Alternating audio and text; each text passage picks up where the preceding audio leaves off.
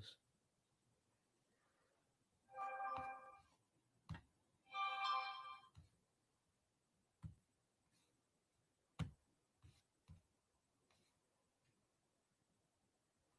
Okay, what's it doing?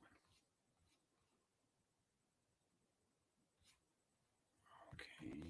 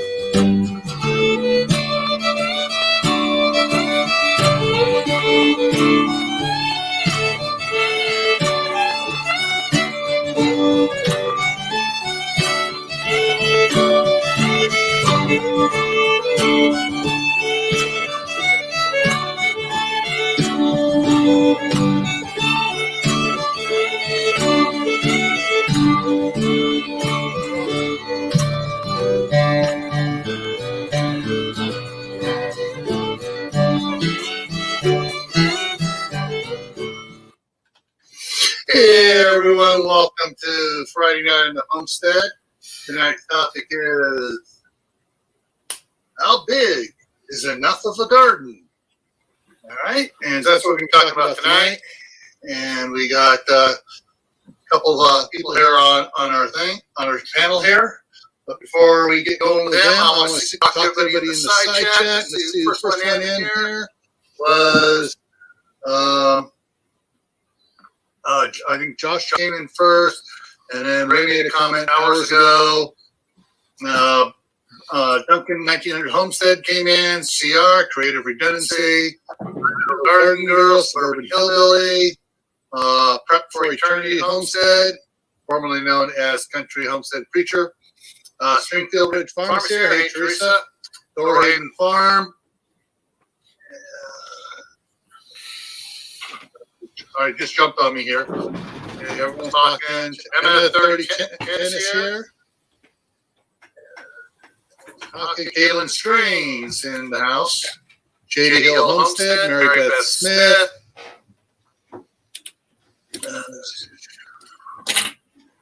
Everyone's getting back and forth. And Tina Weber. Here joining 19. Just Prepper 1. All right. And as more come in, I'll. So those of you who haven't seen him for a while on my channel here, below me here is Ron, the Green Wizard.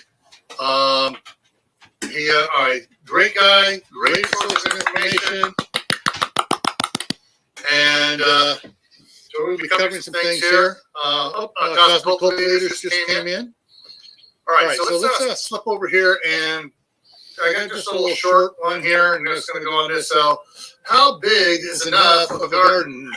And what the second part of the question is to sustain you and your family for at least a year and a half without going to the grocery store.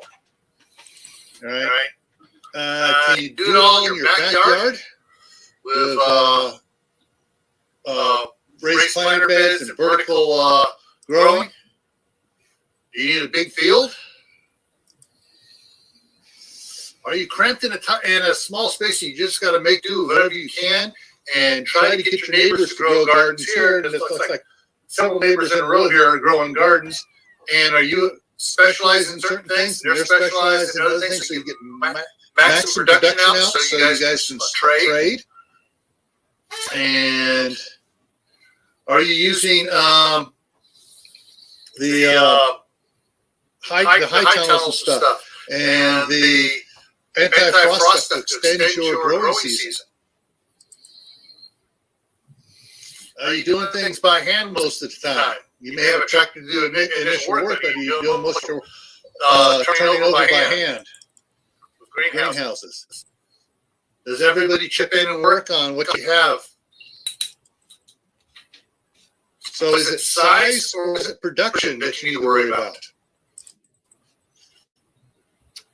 Is what you are currently doing, is it sustainable?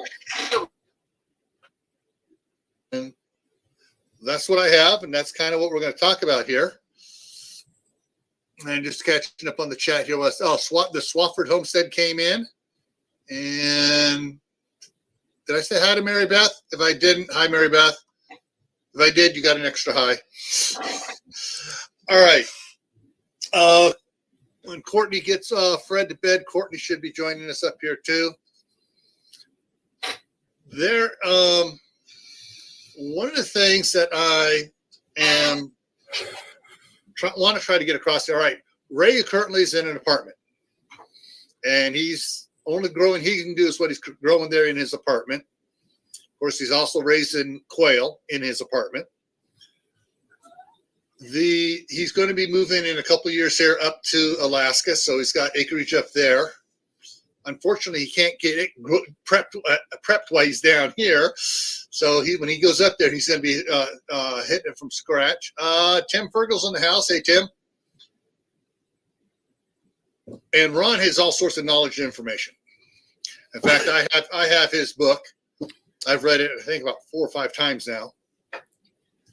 Funny as heck and informational loaded. Gil, if I can real quick, let me give a little background about me, guys. Mm-hmm. I did go through Job Corps when I was younger. I studied horticulture up in Clearfield, Utah. I am certified by the Department of Labor as a Class 3, which is the highest class that you can get in this certification, as a landscape management technician. I do have schooling and knowledge in regards to horticulture. I want to make that perfectly clear. Yeah, I wasn't saying you're not lacking in knowledge, but you're going to be lacking in time once you get up there. Yeah, I'm going to be under the gun when I get up to Alaska. That's for damn sure.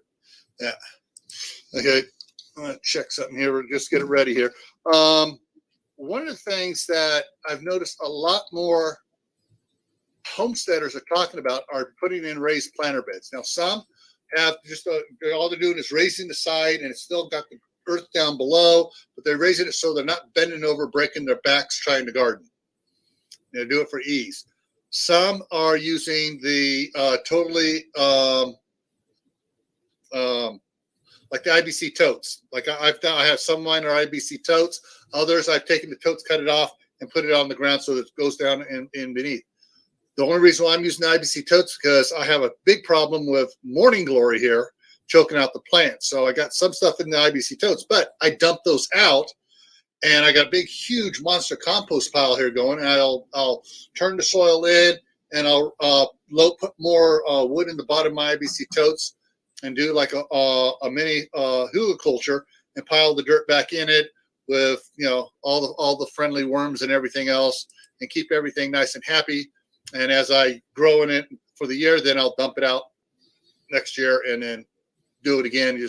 But I got a big hugelkultur mound out here that I've been working on with the tractor, just piling up stuff, and it's cooking, it's growing. I mean, I go digging in there, and worms are everywhere on it. So that's what I'm doing. I gotta give a shout out to Emma. More power to you, fellow Nebraskan. Love you. Gotta love Nebraska peeps. I gotta always shout out to them. That's my home state.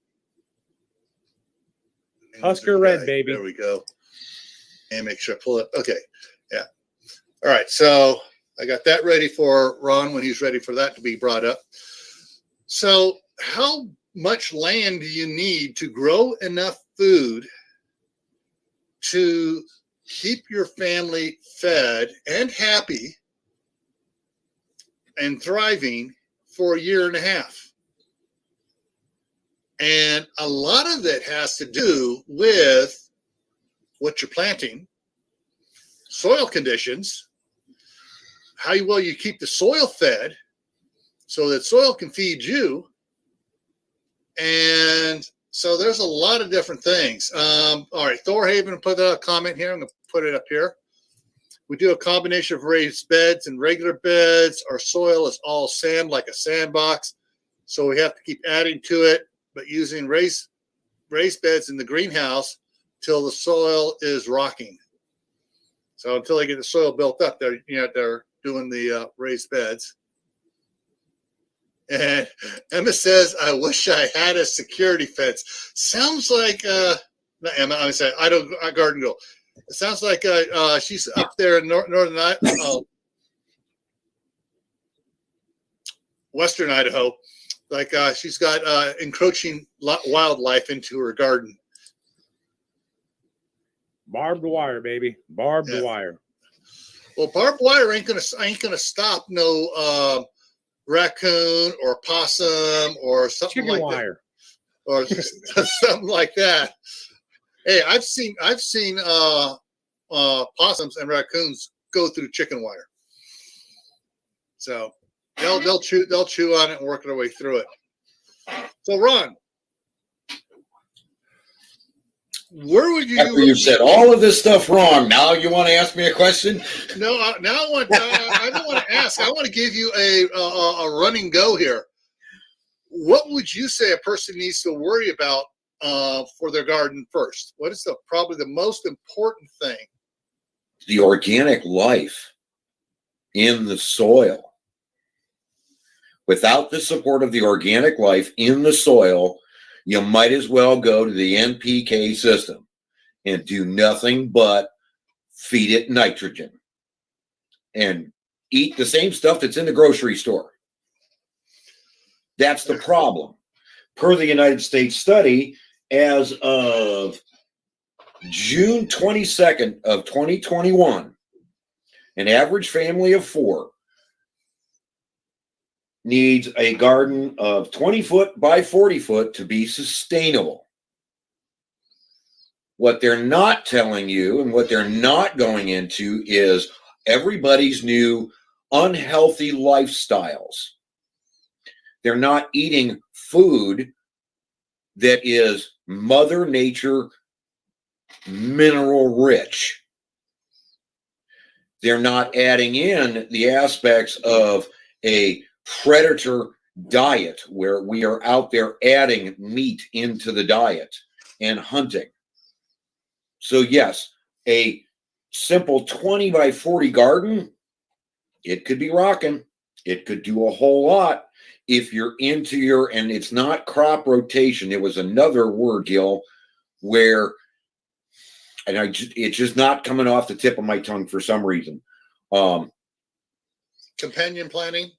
No, not the Three Sister one. It's the one where you're doing the early spring harvesting, and then you're doing the summer harvesting, and then you're doing the fall harvesting, because the different plants grow in different seasons, and they also grow at different speeds. Right. So if you're working your garden, and this is where when you said, well, we got to get into crop rotation, and I about lost my mind over here. It's not crop rotation if you're sustainably running all of these plants consecutively, one after the other, as to what grows in that season. Yeah.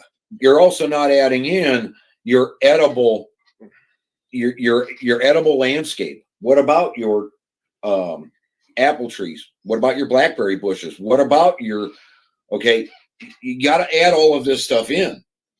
So for the United States study to come out and say, well, you only need this much space and you can feed a family of 4. Well, yeah, but not if they're all vegetarians. They're going to wipe that out the first day, because all of it is on the NPK process. Yeah. So what do you actually need? You need the right garden plan for the type of soil conditions you're dealing with. You need to know what those soil conditions are and know how to best prepare them and improve them. Now, we'll sidetrack real quick and just look at the sandy soil that a lot of people I hear complain about. The other one's clay, but sandy soils. Now, Howie's not here to represent, but his pathway soil gardening is the answer to that. When you're running hugelkultur and you're composting in the ground right alongside it or with it, you're improving those soil conditions and you're attracting the clay, you're attracting that organic matter into those pathways, and you're starting to remedy your own problem and pushing the sand away. Sand is great for a bunch of different things, but it will not firmly support an organic life form that lives on a very, very thin film of mucus that it produces. It washes away too easily. It would much rather be in topsoil, obviously. But guaranteeing those conditions is going to be a matter of work in sandy situations. Bringing in topsoil, I don't recommend it. You don't know what's in that soil. You don't know what kind of conditions you're coming from. If you have to do that, if you're forced into something like that, hey, go get sunflowers. It's going to detoxify that soil in one season, and everything will come out of it, from gunpowder to heavy metals. The toxins will be gone. The sunflowers will soak it up. But what are we going to do when the shelves are empty now? You know, that's your question. It's planning your garden. Not only are we looking at where the sunlight is, where the tall plants should go, and where the short plants should go, and where this should go, and we need to know what's going to grow the fastest and produce the most vegetables, the most this, the most that, as soon as possible, as many as possible.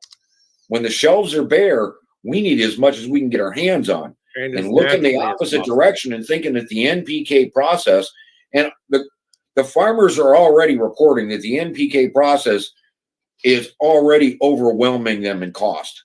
There's a better way. There's a far better way, and it's laying right there underneath all your trees. The minerals are right there in the leaves.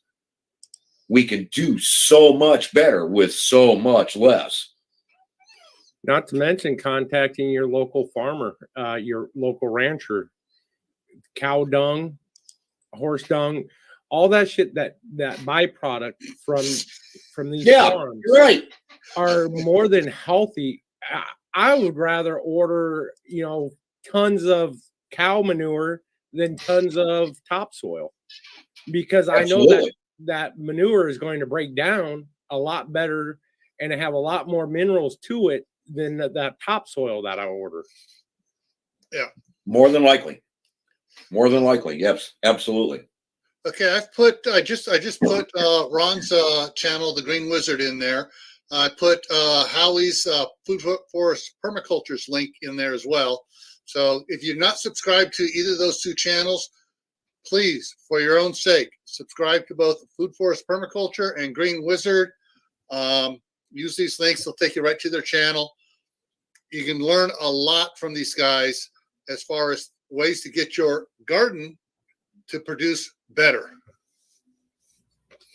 Look, when I first got started, and following in a sense, and don't take this the wrong way, but following Fat Man's training, the NPK process training to get his licenses. I was weed master on my street. I could make any weed grow exponentially. It didn't matter what weed killer I put down. Oh my God, I was the king. It didn't matter. I spent thousands and none of it worked. Absolutely none of it. When I returned to nature, on the other hand, and I took 10 tomato plants on the NPK process and barely got 3 or 4 tomatoes off of each plant, and I started getting 600 pounds off of each plant. See, I got lucky. I really got lucky with my instructor. My instructor, I study in Clearfield, Utah. And if you guys don't know, Clearfield is part of it's a desert. It's a high desert. Okay, so that means most of the moisture that you're going to get is from the snowfall in the winter. Now, he was a good old Mormon, 2-3 wives type Mormon. So he was very much into, look, what is nature telling you that you need to help it with? He was more into nature, learning from nature itself than from adding chemicals. He did not like the addition of chemicals of any type, way, shape, or form. So I learned a lot from learning, just watching nature and how things grow naturally. Yeah. One of the people I was associated with in California, Kathy Eccles, she was the head of the horticulture department at Diablo Valley College for years and years. Her number one advice to people is, don't get Miracle-Gro. That's giving steroids to your plants, and it's not going to grow properly. What? Now, wait a minute. That's not 100% true. Mother Nature has provided a steroid that you can put on your plants. I even recommend you put it on an artificial steroid. Okay. A chemical steroid that is, produced, hey, just look at some of these weightlifters out, they get after a while. And she said, don't use Miracle-Gro. It's artificial soil, and it's not good. And she would have a list of things to do. Here's how you build your soil. You don't add all these chemicals to it. Fish emulsion, cow manure, rabbit manure, and she all the fun things that you talk about some too, Ron, about taking care of clay and breaking down the clay so clay becomes viable soil. Well, yeah, I was waiting for her to come back from putting the baby down to bring that one up. Yeah. So see, I'm a different eternity. You're 100% correct. I'm of a different philosophy constantly that crop rotation is bad, and it is, and I can tell you why. And a lot of people are going to disagree with me. So, Ron, I want to pick up on something on that crop rotation. And one of the things for everybody here in the thing is, nobody thinks about growing wheat. Okay. Because basically, if there's no bread in the store and you want to make bread, you need to be growing wheat. But wheat has it'll deplete certain things out of the soil, and so you got to, like a lot of the farmers around here do. They'll grow alfalfa one year, potatoes the next year, sugar beets the next year, and I forget what the fourth crop is. And sometimes they'll just let the soil rest the fifth year, and then they'll start over again. And they run beans. Yeah, they'll do a cover crop on the rest year where they put in out the beans and the peas Beans and alfalfa. Yeah, and so just let the peas go and everything else go.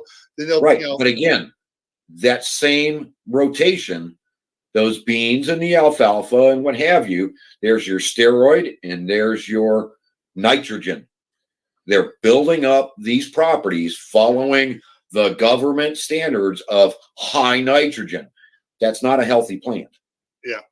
Well, hell, if you want high nitrogen, I got quail poop in the kitchen. I can, or in my dining room, I can give you all the quail poop you want. There you go. I mean, I'm of a different philosophy. I do believe there's a quote out there, and it says it's based on religion. Religion is a good thing as long as religion is like a fine whiskey, great in moderation. Everything is great in moderation, Miracle Grow included, if you know how to use it. People want quick results, so they use Miracle Grow like it's growing out of fucking style, and that's wrong. You can use Miracle Grow, but understand that it's just a temporary solution to a long-term problem that you're going to have to address. What was that? It causes more of the problem. It can in excess. Well, no. See, what the problem with this NPK process, and this is just a huge category that I'm putting together when I say the NPK process, and it's all these man-made chemicals coming from the explosives industry back in the 50s, and that's where all of this really started. What do we do with these chemicals? We've got all of this stuff.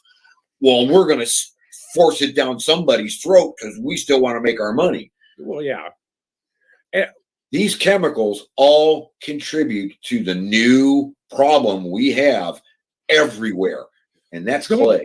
Please don't get me wrong. I'm not a big fan of overdoing it in chemicals.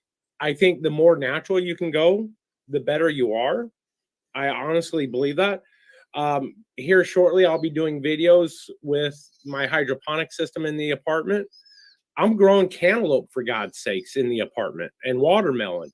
Things that you don't think you would be able to grow in an apartment.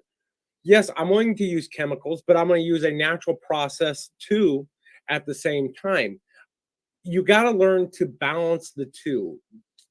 Man-made is good to a degree, but the thing with man-made is it's probably only going to solve it's going to solve a problem short term, but the problem itself is long term.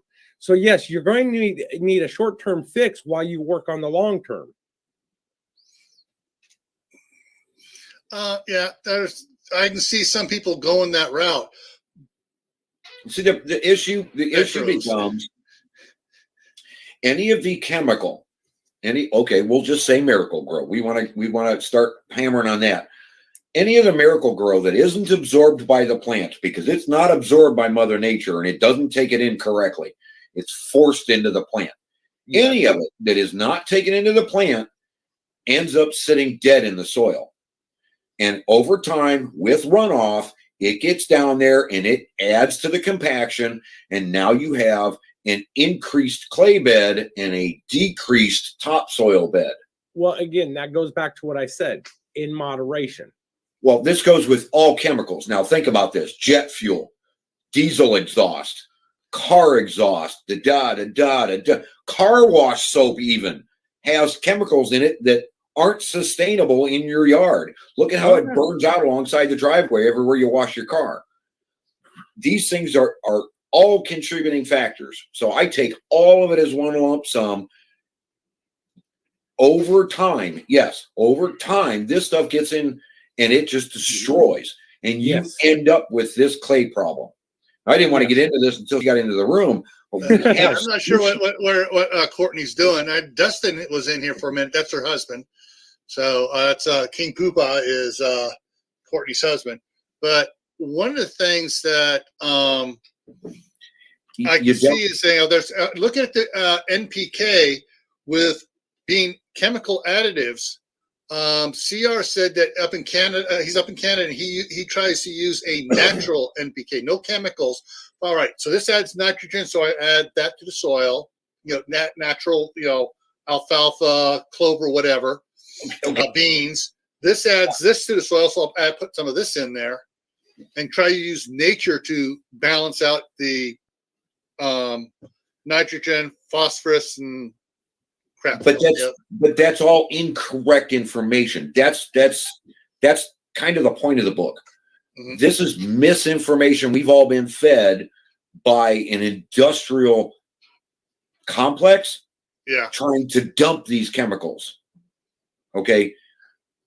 You have to understand that in the NPK process, and you can back me up on this, Fat Man, in the NPK process, there are only 12 vitamins and minerals involved in it in any way, shape, or form. And that's all you're allowing your plants to have, because you've created a clay bed that the roots can't get into underneath your topsoil. So you're living on only those 12 that they don't necessarily talk about. When you only go by those 12, you're only allowing those 12 into your body. When the body, the human body, and all bodies, all mammals, require 90 minerals in their diet on a daily basis. Well, with gear You're grinding, not going to get it by eating different plants. You're only going to get different flavors from the same 12 all the time, because the clay isn't releasing the minerals. You can't get through the clay to get to that situation where you're pulling the minerals back out of the clay again. The clay's all locked up by this thin layer of chemical that the roots won't penetrate. Yeah. I want to say welcome to whoever Gil just added. I don't know Laura, the name. That's Laura Hedgehog. It's a hedgehog. Hedgehog's Homestead. I don't do faces well, so I know you've been here before, and I've seen you before, so welcome. Right. I want to address gear grinding real quick. Are bone meal, blood meal, and fish meal emulsions good? Yes. Native Americans used to plant their corn with a fish head. That is beautiful nutrients. Anything natural is a hell of a lot better, 1,000 times better than anything that can be made man-made. And I'm the first one to say it. But I'm also the first person to say that in moderation, in proper moderation, man-made chemicals can be used for a short-term fix. If I'm using a man-made chemical, it is because something drastically happened that I need to correct right away to save the plant. Okay, I want to comment on something though. Or I can address that directly, but give it a second. On the blood meal, depending on what type of blood meal you're using, because if it's coming from the mass froze there for a second, from the mass production of meat, cattle, pigs, whatever, sometimes that blood meal is contaminated. Yeah, well, yeah.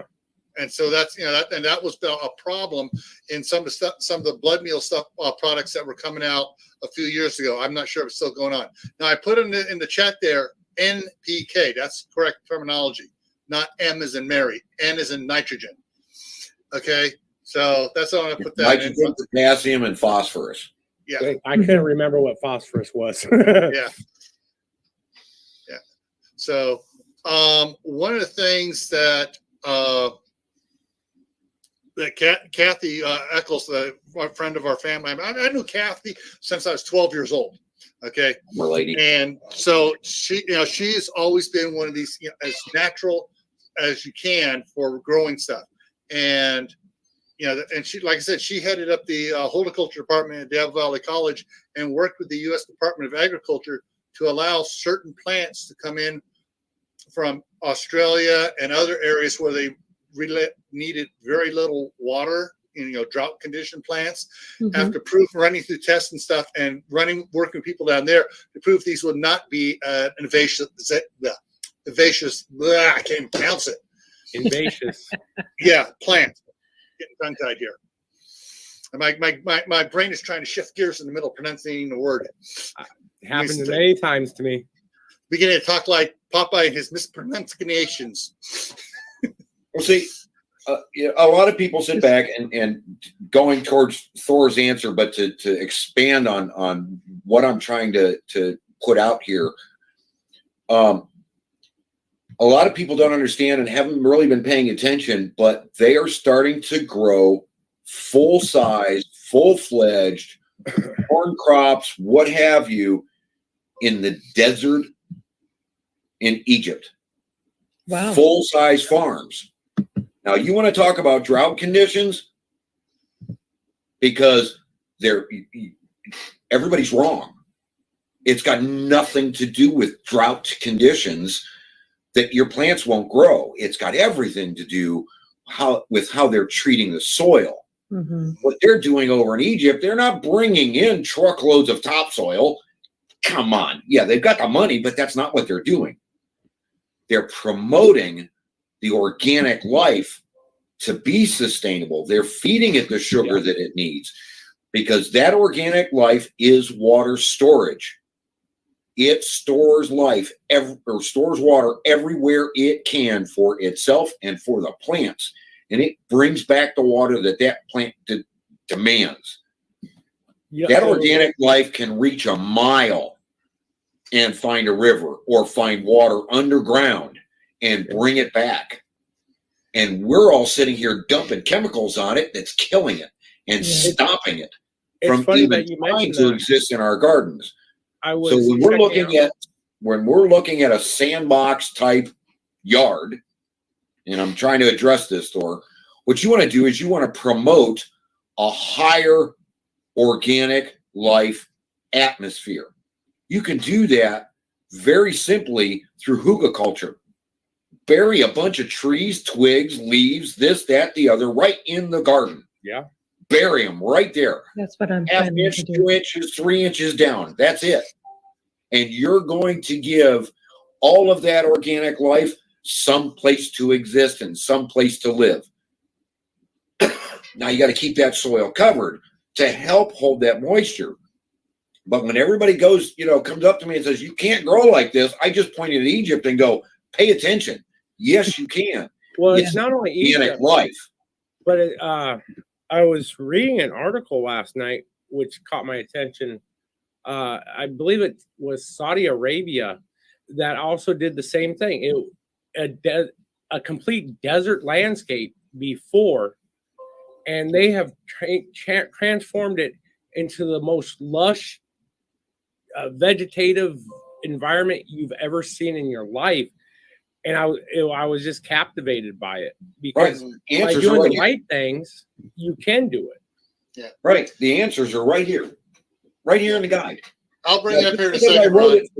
I wrote this thing for grass because people don't understand, and they're not putting it together. Even though the recipe for the perfect garden and an instant garden is in the end of the book, the very last few pages.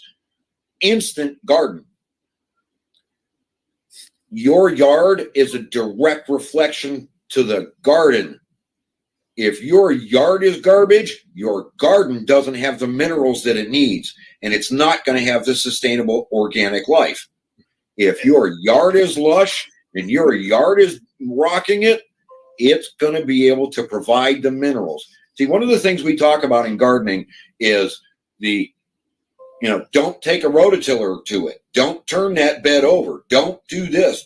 You don't want sunlight getting into that soil once it gets going. Putting a little hole in it to drop a plant, that's one thing. But when you're talking about going in and spading huge acreage and what have you and allowing that sunlight in, you're killing all the organic life.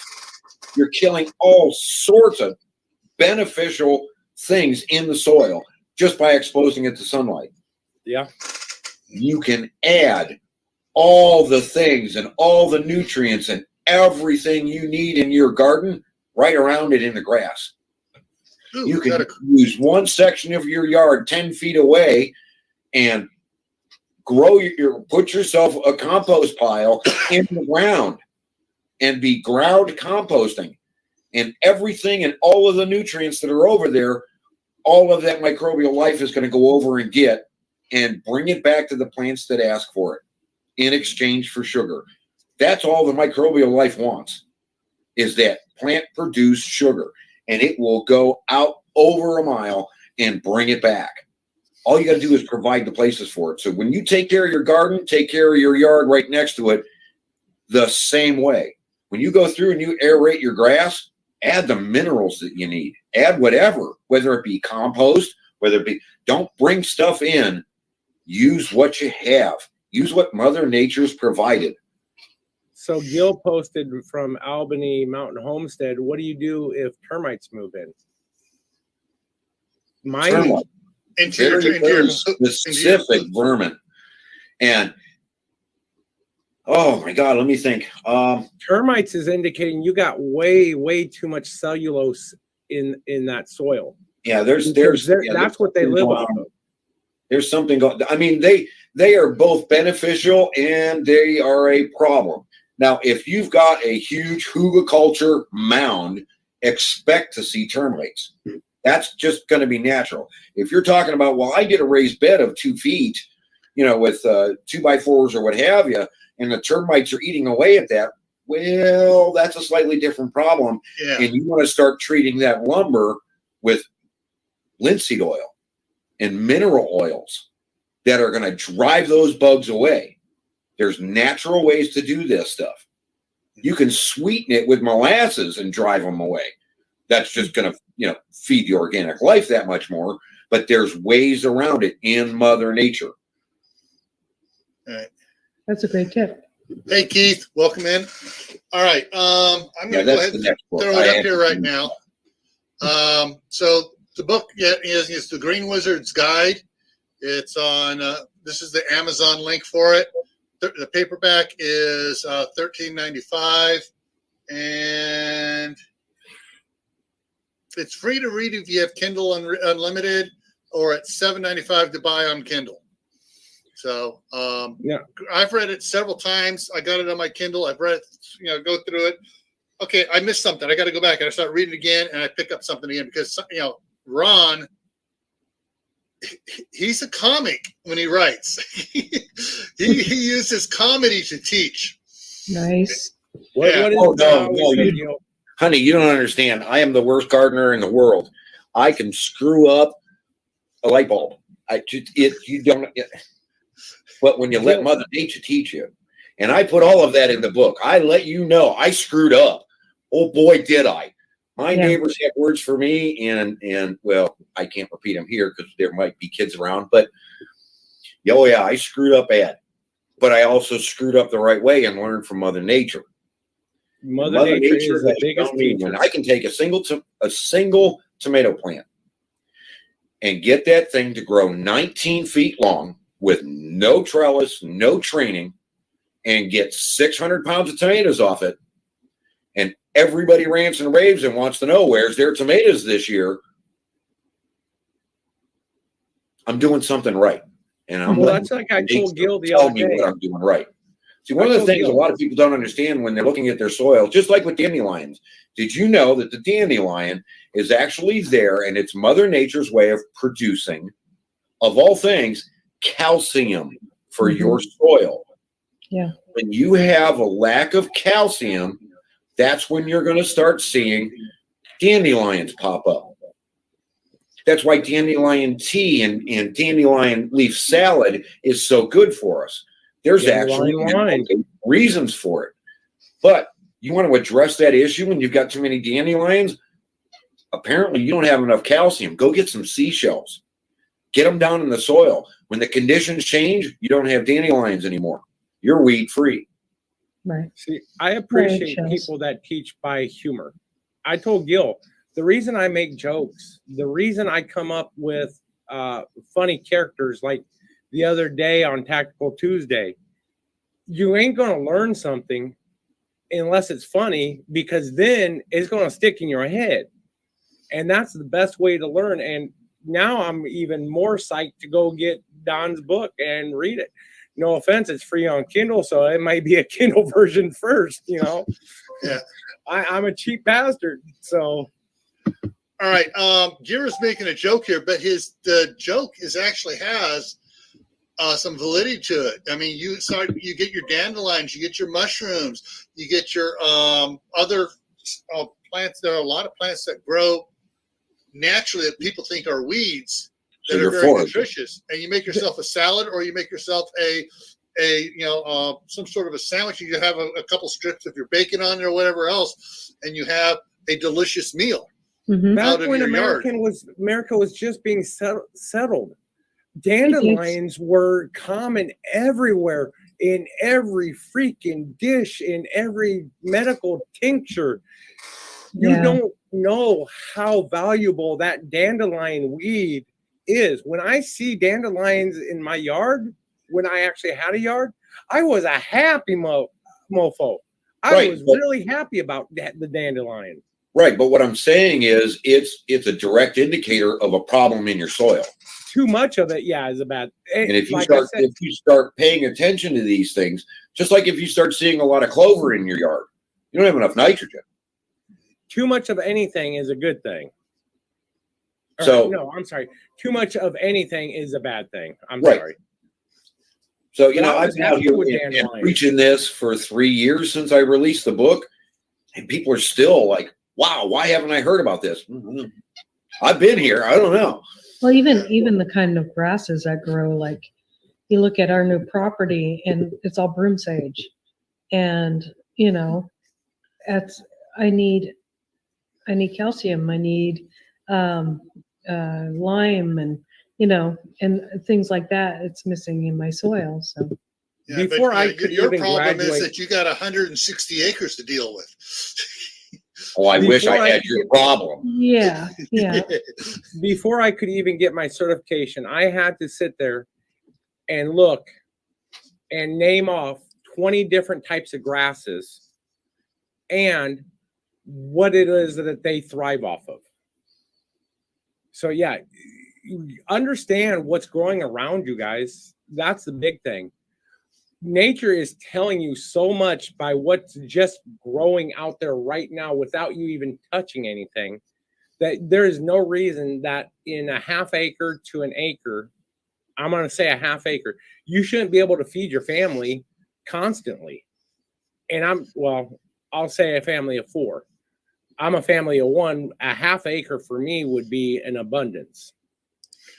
so I have a question. Sure.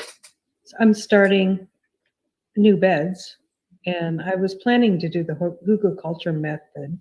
That's how I started in Oregon. And, and do a little bit of a raised bed. I've got clay soil. Do you have any suggestions? Right, she's now in Tennessee. I'm in Tennessee, yes. I went You from have high Oregon to moisture. Tennessee. You're going to have high moisture out there in Tennessee in the Yes. soil. So Okay, I'm not so- thinking hugelkultur would be the most ideal for you, because that's going to retain a lot of moisture and maybe an excess of moisture. But I'm gonna defer over to Don down there Ron. and let him answer more. Okay, so you want to do raised beds. How high are we talking about? Are you talking about removing the soil from the contact with the earth type raised bed and going 2-3 feet in the air? Or are we talking about a foot or so off the ground? A foot or so off the ground. Okay, so you do want to go hugelkultur. Okay. Absolutely. And in the entire area around all of that, believe it or not, and this is what I was waiting for her to come back for, you want to go out and find yourself a supplier, and I usually say go to the feed store, and you want to get your hands on Epsom salt from Epsom, England. Okay. In moderation, and you're going to need this when you get to Alaska, in moderation, by handfuls, go around your garden and go to the base of your garden before you start building the hugelkultur mound, and throw down the Epsom salt, Okay. because it will start breaking down the clay. It will start softening the clay and turn it back into dirt. Okay. That's also going to stop the solid, hardcore flooding and or standing water and or too much excess moisture. It's going to give the water somewhere to go. And the deeper you get that salt, the better off your garden is going to be. How thick would you do the salt? I'm sorry? How thick would you do the salt? Not thick, handfuls. Okay. Throw it. Just throw it and cover it. Throw it and cover it. Like Okay. you're salting ice on a Or driveway. you're baking. A pinch will do you. Right. Okay. Yeah. Understand, it is not salt. Please, everybody, understand. It is a bunch of minerals in a certain volume. I don't know the absolute measurements. It is minerals. The combination of minerals softens soil, softens clay, and allows root growth and penetration once again. Okay. Think about it like your skin, and the doctors are always telling you, and your wives, and soak your feet in Epsom salt and get rid of those calluses. You feet are too rough. You got to do this, child. You got to, come on, really. It works on the soil too. It's exactly the same thing. You put this stuff down, and it's going to start softening the soil. The organic life that is going to be prevalent in your area is going to start going active again. What you're going to want to also do as you're building the hugelkultur mound is sugar. Honey child, you're going to need some sugar. And I don't mean, I don't need to go get a bag of sugar. No. Deer grade molasses. Again, go to the feed store. And you want to spray that down mixed with water. Doesn't matter how much. You could put it down straight. It'd be a bit harsh, and it's going to smell like cookies for a while. But you want to get that sugar down in there. So as that starts migrating in and all of that life starts breaking down, everything that you put down as your hugelkultur mound, your leaves, your grasses, your trees, your twigs, whatever, even pine, it won't matter. It's all going to break down over time. You don't want pine needles because of the sap. You don't want pine needles because of, I understand all of that. But when it breaks down, it also still releases a mineral. Mm-hmm. Okay. And in soil like mine, I want the pine needles because I am very alkali here. I mean, I'm like a 10 or 11 on the scale. See, and that's another thing you want to think about in your hugelkultur mounds. A lot of people ignore this. And again, this is in the other book that I'm not sure I'm releasing, and it's for gardening, is, believe it or not, you want to go out and get barbecue briquettes. Yeah, you want ashes. Yeah. You want charcoal. You want to get that in there. Of wood. It's a sponge.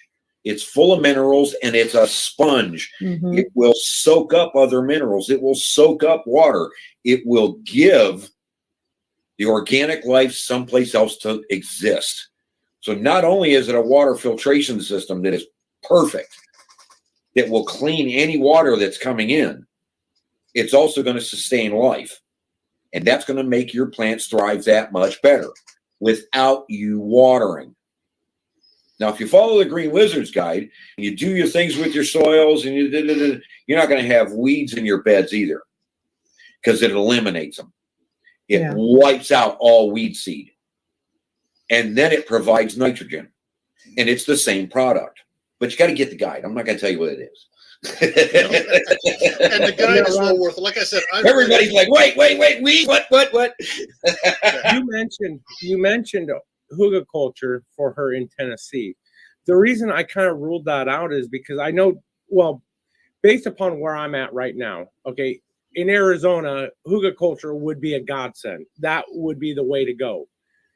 The land out here is very dry, very sandy. The moisture is not going to be kept very well. However, in Tennessee, you're going to get more rain, and I'm more worried about things like root rot and things like that.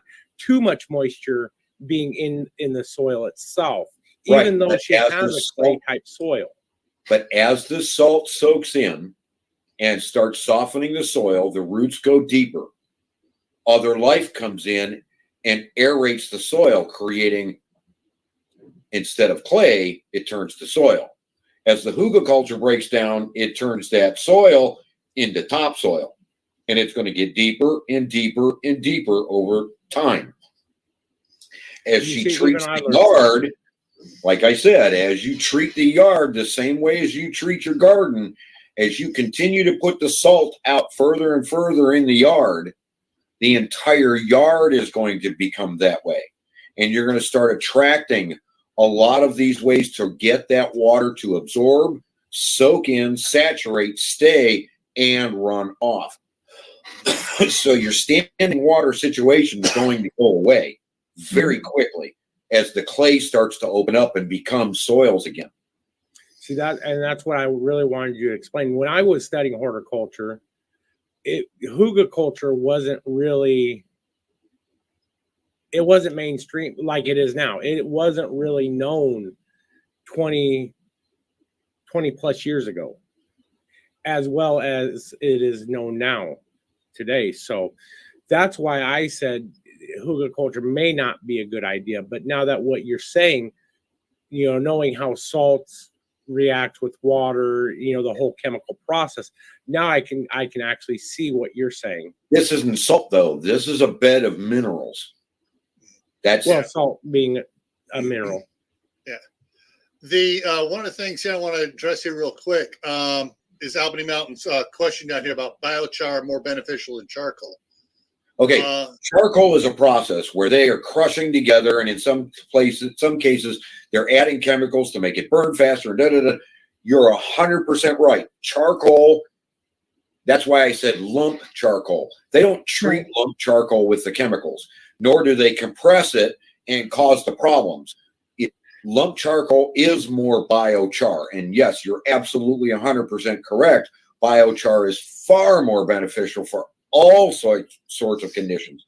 Add it to everything, whether it be your gardens, your flower beds, or your compost piles. Add it. Get it in there. It's a sponge. It will hold on to so many things.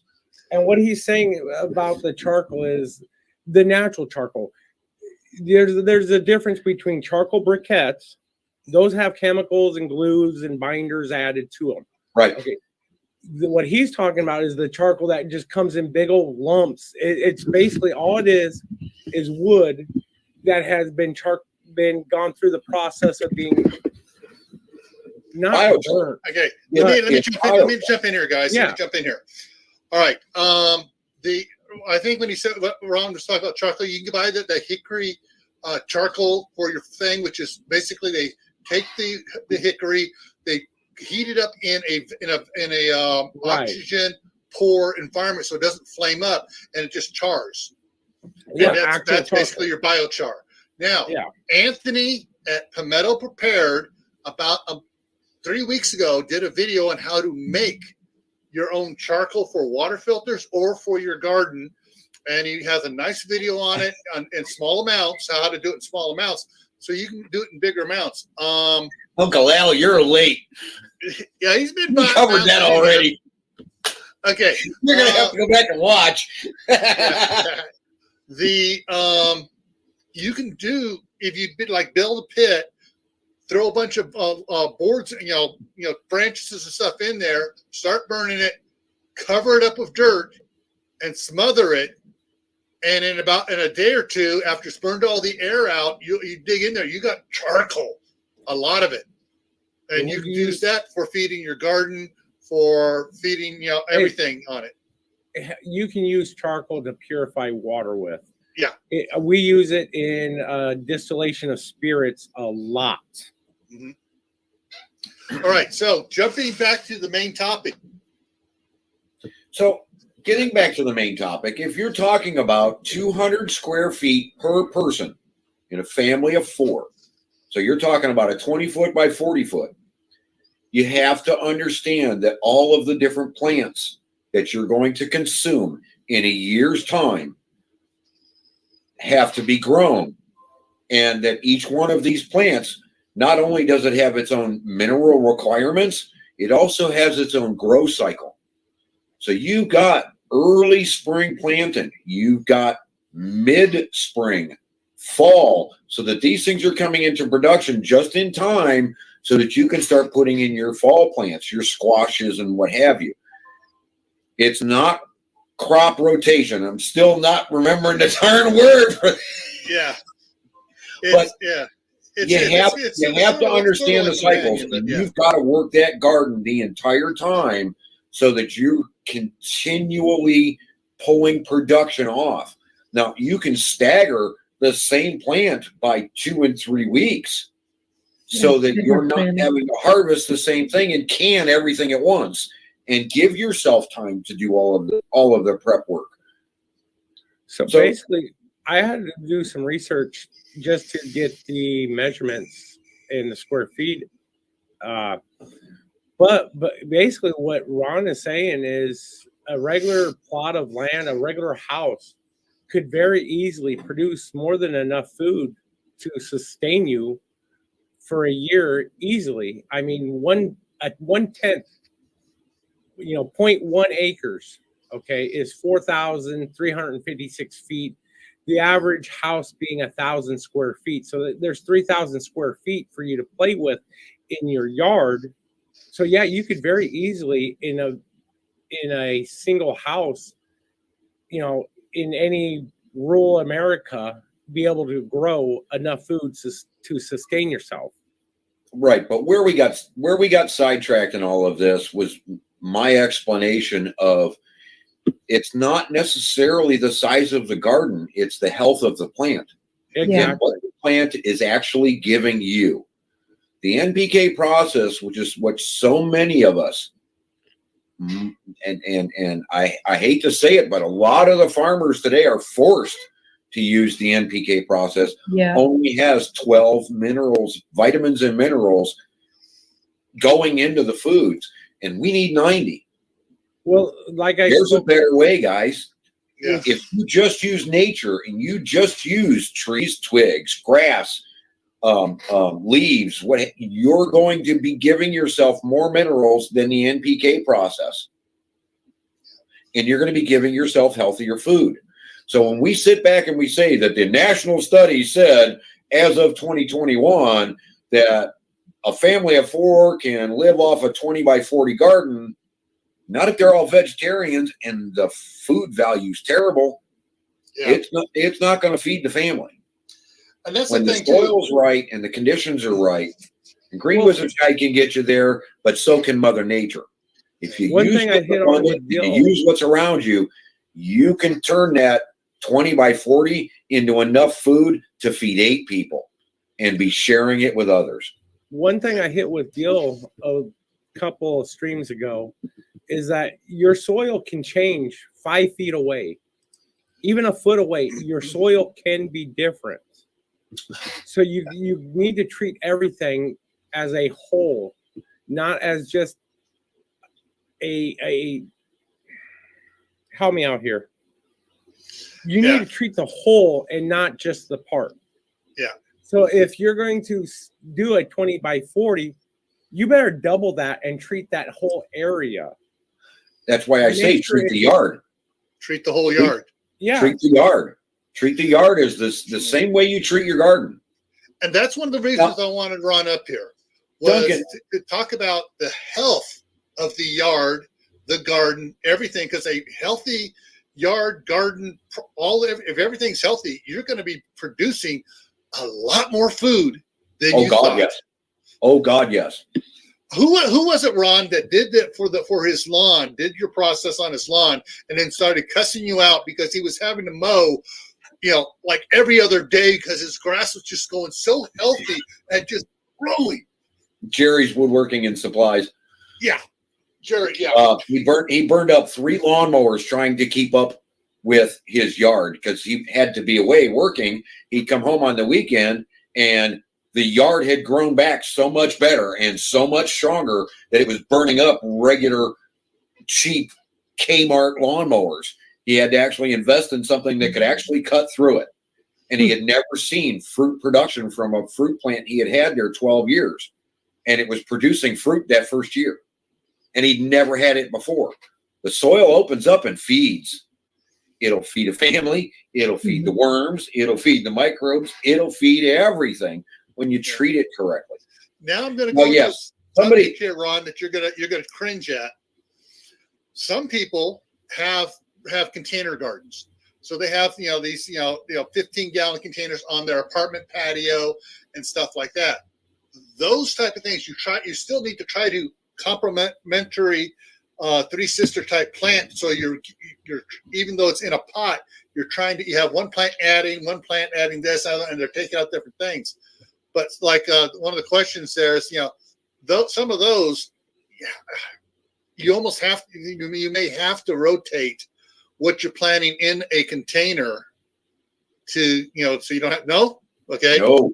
I'm going to shut up and I'm going to listen to Ron because I know he's going to talk. Okay, go on this, Ron. Okay. Now I know we're over your hour time, and I'm sorry, but there's so much to cover here.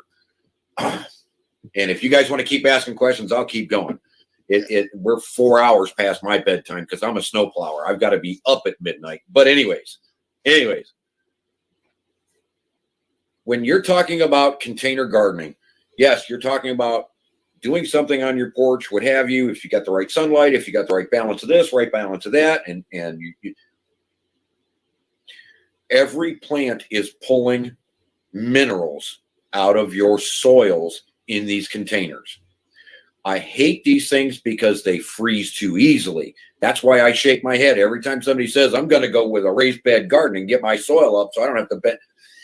And they remove it from the earth, and then it's not wide enough. So there's all this stuff that goes into the next book. And regardless, if you're supplementing your minerals, if you're getting the 90 that you need in your soil, you can probably plant those same plants in those pots, in those containers for the next 5 years, and they're still going to give you the same nutritional value because you've put abundance of minerals in there, all 90, if not more, and everything is available. What you're worried about is making sure that you have enough active microbial life, stuff for them to eat. As you control all of the conditions in these containers, and you got to watch your water, and you got to watch your moisture, and you got to watch this, and you got to watch that, and you don't want the soils to be seeing sunlight, so you got to keep that covered, which is going to increase your soil, and then it heats up, and then there's all sorts of balancing tricks that go with these things. The idea that you have to rotate and change out is incorrect. Mm-hmm.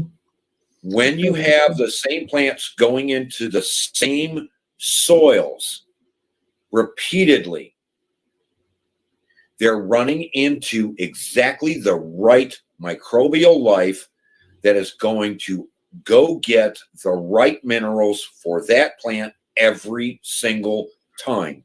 The plants will get stronger and healthier because they still have the microbial life that goes dormant after 50 degrees. And it just disappears in the soil. So you can continue to plant the same stuff again and again and again in the same spot and never worry about pulling the roots out and throwing them away. You don't need to disturb your soils. You do, however, need to keep replenishing organic life and the mineral base. All right, now you on can the mineral feed base, the organic life by running alfalfa, by running the Three Sisters method, and allowing things to reroot and grow and do what have you. And that's why some weeds are beneficial, because as you kill them, it leaves more organic matter to be breaking down in the soils and giving you that stronger base. You have to have organic life, live and dead, in your soils. Most people are lucky when they send out their system, and some of the biggest dogs in this arena on YouTube are reporting in saying, well, I have 5%. I finally reached it after 5 years of da-da-da-da-da-da-da. And then you go and you listen to the no-till guys, and they've got 12 and 15 and 30% after a year. Because you're not removing the roots, you're not disturbing your soils, you're allowing the organic life to get in there and do its thing. So yes, crop rotation, no. Mineral supplementation, absolutely. On mineral supplement, there was something you mentioned when you were on my live last time about a year and a half ago. Was it green sand? It was one of these mineral-rich soil conditioners, contains potash, other minerals and stuff. I thought I had some other. You named a couple different ones that you can get like. Well, they're in the book. I'm not going to tell you what they are here. I know. I'm just. They're in the book. I know the others are in the book, but I wasn't sure if green sand was one of those ones because I know. Gaia Green Sand Minerals, and there's another company that produces the same thing. These are glacier-created mineral-based scraping. That's the ice flow coming down through Canada thousands of years ago when the world froze over and scratching all of that stuff together. It dumped it in oceans. It dumped it here. It dumped it there. Gaia Corporation in Canada is one of the biggest companies that harvests those minerals for us. So get all the information on that. You got to get the book. And once again, you posted. There's the book. You posted a comment from Kaylin that I got eggshells in my compost. Last year, I also busted up some mussel shells and added them. I have understand, I'm coming from a point where I'm doing more hydroponics. I have to do hydroponics because I don't have space. Now, but that's the reason to skip the minerals. No, it's not. But what I'm going to get at is my water is so hard and nasty. I use calcium. I use busted up seashells for my water for everything, including the hydroponics, because it softens the water. Right. It makes what I add into the water a little bit better. And yes, adding eggshells, fish, any product of a fish guts, entrails, fish scales, fish heads. If you add those into your compost, they are so beneficial to you as a gardener out gardening, but it's also beneficial to me when I do hydroponics because I want that nasty stuff in there. And yes, it's nasty dealing with it. Okay. Carol at Fishes and Loaves Lives is going live in 19 minutes. So I'm going to wrap this up. So folks, more information, get the Green Wizard Guide off of Amazon. For Ron, Ron has a lot of information in there. This is my last Friday night on the homestead. I'm combining Friday night with Monday night. So I'm doing all my stuff over on Monday. It's a little bit earlier for some of you that can't make it this late. So it'll be only on Mondays. So coming up this Monday is Valentine's Day. And the topic is going to be love homesteading style. No, I shake my head. Because it's my birthday. I'm just tired of Valentine's Day. Gail, before you go further, I have to say, people, I'm a very big supporter of suicide prevention. My brother committed suicide, and understand holidays and Valentine's Day are a very big impact to those that suffer from depression. So please just tell everyone that you see or you meet, hey, you matter, I love you. You would be surprised at how far those 3 words are going to uplift somebody. Yeah. And I have to say it because, again, my brother committed suicide. I've known 4 people in my lifetime. Okay, that's 4 too many that have killed themselves. So please take the time, whether you mean it or not. Just tell somebody, look, you matter and I love you. All right. There was a question asked. Absolutely good.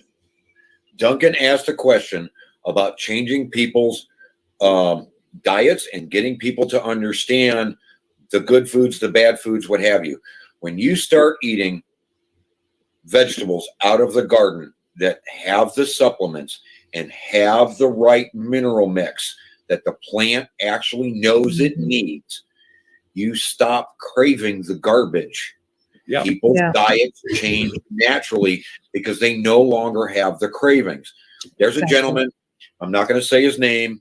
He's been dealing with health issues his entire life. He's a huge homesteader, and I mean huge. And his entire family is nothing but vegan, nothing but vegetarian. And everything that could go wrong is going wrong for this guy. He stopped and he listened to his doctor and he went on a meat diet and he started the carnivore diet. And everything that was wrong with him went away because he was mixing all of what God has given us, the meats, the fruits, the vegetables, and doing it in quantities, doing it correctly. The cravings went away. The need for 3 meals a day went away. His energy levels went up, and all of his medical problems went away in a year's time. Here's the thing people don't understand. People just need to understand when you're eating the right food and it's nature's way, you're not going to crave anything else, and you're going to get everything you need. You've never had a tomato. If you lived off grocery stores, you've never had a tomato. In 30 years, 40 years, they haven't been there. Yeah. First of all, They haven't been there. When you pull one out of my garden, you're in for a surprise. there is a difference between animal protein and vegetable protein. Second, when you buy your groceries, you buy those vegetables from the grocery store. Those vegetables are not at ripe. They've been picked before they're even ripe, because they're going to allow that shipping time to get them to market in order for them to look nice and rosy red and beautiful. When you pick bananas are packed in a chemical warehouse and sprayed so that they turn yellow. Exactly, because the chemicals ripen the vegetables. When you pull them from the garden when they're ripe, they're ready by nature, not by man. Right. So, dear, did I answer your question? Yes. Okay. Yes. Thank you so much. We've got probably just enough time for maybe one more question if it's a short answer, because I could keep going all night. And I can go live. I can turn my channel on if people want to find me. Yeah. Well, I know most it's entirely up to you guys. Yeah, Ron, most of us are going over to sit down, and we're going to have to set up a time for us to go live, because I think we could go 2-3 hours on gardening. Easily. I can go now. I'll just go make another pot of coffee. Yeah. All right. We may have to do that. All right. Waiting for someone to fire off another question. I want to just give coming attractions here. So Monday nights, 8:30 Eastern is my Monday night fireside chat. Tuesday at 10 Eastern on Tactical Tuesday is going to be make your own survival food supplies. And we're going to be talking about, trying to keep, making survival foods out of your garden. Thursday is on Thursday Talk at 10 o'clock Eastern is the scenario-based event. And that one is after the asteroid hits, what's your plans? All right. And then, of course, there will not be another Friday. This is the last Friday I'm doing. I'm not sure who's going to jump in here, whether Bruce may wind up going longer on his, and Carol may move hers up a little bit. They may meet in the middle. So we'll see what happens going forward here. But 10 o'clock to 11 o'clock Eastern time is basically going to be open here for anybody else going to do it. Anyone make their own plant food? There's a question right there. That's a baseline composting. It's simple. Yeah. And you just amp it up with the solutions from the book. Yeah. Because I do hydroponics, I do teas and things like that. So I don't really do compost. Actually, I do some compost. There's your answer. You'd answered it, honey. Just go get yourself a fish tank. And when you clean that fish tank, you've got plant food. Yep. And before Gil ends everything, I just want to give a shout out in the chat. If Ron is willing, I'm more than willing to open up a live special just for to talk with Ron and get more information out of him. He is a powerhouse of knowledge, and I'm always for knowledge. You guys know me by now. Knowledge is power. The pen is the sword. Knowledge is the shield. Okay, so I'm going to wrap this up here. I'll let these two talk afterwards here and figure out what they're going to do. And so I just want to remind everybody, stay happy no matter what life throws at you. Don't get depressed. Don't let it get you down. stay safe. Don't go out and do anything foolish. You know, Now, wait a minute.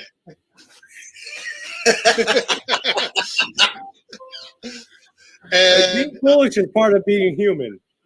okay, and most important of all, add to your preps water, food, medicines, knowledge. You know, knowledge helps you build a better garden. And so, you know, everyone, if you don't have a garden, plant one this year. Even if it's a small one. Hey, Kayla's Drain in an apartment planted a bunch of pots on her little balcony there, and she has some good stuff. And there it is. I'll throw it up big, Ron. Here, we throw it up big. Boom, there it is. The Green Wizard's Guide has a lot of good answers in there. Oh, and in the paperback version, there are several empty blank pages in the back for you to make notes on. And he references several of his videos as well to get more information. So with that, I'm going to go ahead and end it here. Ron and Ray, stick around for a minute afterwards. And you'll keep an eye out on Ray's Fat Man Prepper if he's going to do something here in a couple minutes here. So Yeah, I was going to say, watch for Ray's page, because if we're going to come up live, we're coming up over there, guys. And that's Fat Man Prepper. All righty. You see on my screen, Gil, if you can